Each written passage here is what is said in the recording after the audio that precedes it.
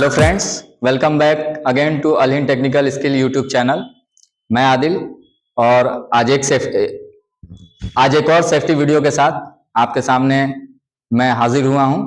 आज हमारा टॉपिक है entry of harmful substances inside the body. NEBOSH के अंदर ये टॉपिक आता है कि कोई भी हानिकारक पदार्थ जो होता है या हानिकारक केमिकल जो होता है वो हमारे शरीर में कैसे इंटर करता है, कैसे प्रवेश करता है और कैसे वो हमें नुकसान पहुंचाता है। यानी कि इसको हम कह सकते हैं रूट्स ऑफ एक्सपोजर, यानी कि इसके रूट्स क्या होते हैं। तो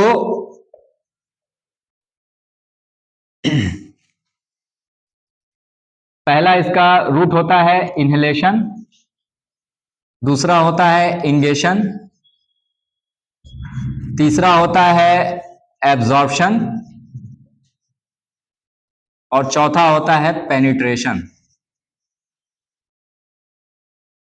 तो जैसा कि आप देख पा रहे हैं कि ये चार इसके रूट्स बताए गए हैं, चार माध्यम बताए गए हैं। यानी कोई भी हानिकारक पदार्थ जो होता है हमारे शरीर में चार तरीके से एंट्री ले सकता है। पहला रास्ता है उसका इनहेलेशन, दूसरा है इंगेशन, तीसरा है एब्जॉर्प्शन और चौथा है पेनिट्रेशन। तो सबसे पहले हम इनहेलेशन को देखते हैं कि इनहेलेशन के केस में क्या होता है।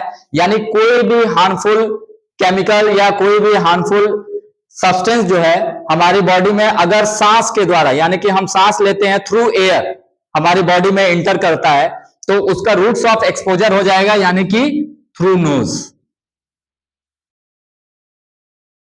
यानी अगर वो नाक के द्वारा हमारे शरीर में जा रहा है तो इसे हम बोलते हैं ये इनहेलेशन हो गया, ये हमारे लिए इनहेलेशन हो गया। यानी inhalation takes place through knows.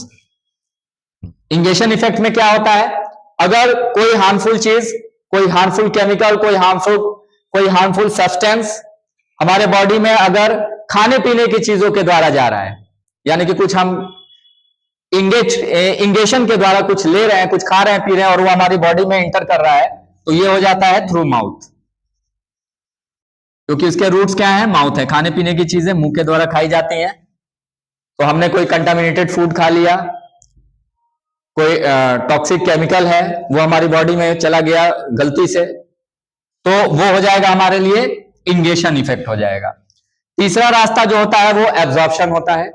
Absorption का मतलब होता है कि बॉडी में वो अवशोषित हो सकता है, एब्जॉर्ब हो सकता है। यानी कि जैसे पसीने हमारी बॉडी से बाहर आते हैं तो इसका मतलब है कि हमारे स्किन में छोटे छोटे टाइनी पोर्स होते हैं जिसके द्वारा वो जो पसीना होता है हमारी बॉडी से बाहर आता है। तो अगर कोई चीज अंदर से बाहर आ सकती है तो बाहर की चीज अंदर भी जा सकती है, यानी कि absorption takes place through skin. तो इसका एक और एग्जांपल मैं दे सकता हूं कि जैसे कि आप देख रहे हैं मेरे हाथ में ये मार्कर है, ठीक है, और इसके अंदर जो इंक यूज की गई है ये एक केमिकल प्रोडक्ट है। तो अगर मैं इसको डस्टर की जगह मिटाने से, मैं इसको अगर हाथ से मिटाता हूं तो ये मेरी स्किन में एब्जॉर्ब होता है। तो ये एक एग्जांपल हो सकता है एब्जॉर्प्शन का, यानी कि ये हार्मफुल केमिकल मेरी बॉडी में इंटर करेगा थ्रू एब्जॉर्प्शन, ये हो जाएगा स्किन। और लास्ट जो उसका रूट होता है वो होता है पेनिट्रेशन। पेनिट्रेट का मतलब होता है यानी शरीर को छेद कर, उसमें इंजेक्ट कर कर, यानी कि थ्रू इंजेक्शन।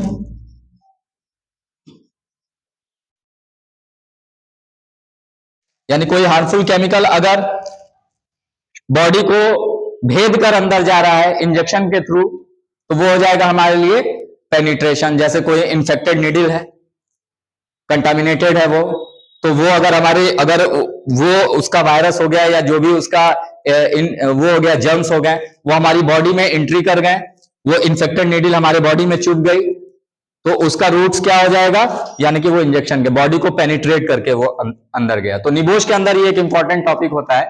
जब आप अगर निबोश का कोर्स करते हैं आप, तो उसमें ये एक इंपॉर्टेंट टॉपिक बनता है कि हार्मफुल सब्सटेंसेस हमारी बॉडी में कैसे एंट्री लेते हैं। तो ये चार माध्यम होते हैं, इसको एक बार फिर से याद कर लीजिए, inhalation, ingestion, absorption and penetration. इसके द्वारा ये हमारे शरीर में जाकर और हमें नुकसान पहुंचाते हैं। अब इसमें सवाल कैसे पूछ सकता है, यानी इसमें क्वेश्चंस कैसे आ सकते हैं।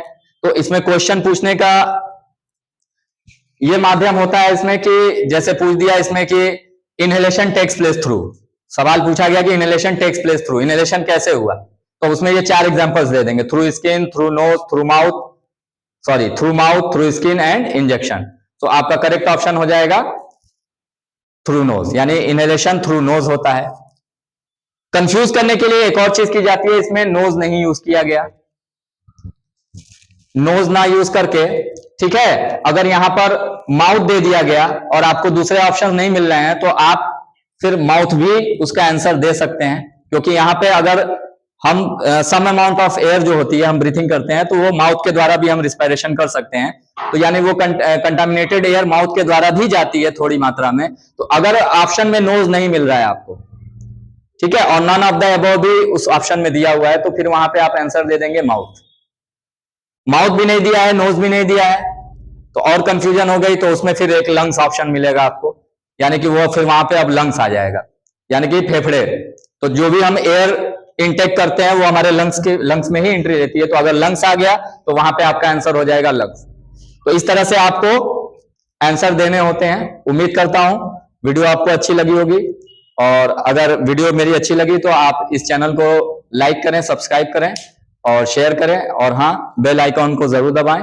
नेक्स्ट वीडियो बहुत जल्दी मैं आपके सामने फिर से लेकर आऊंगा। धन्यवाद।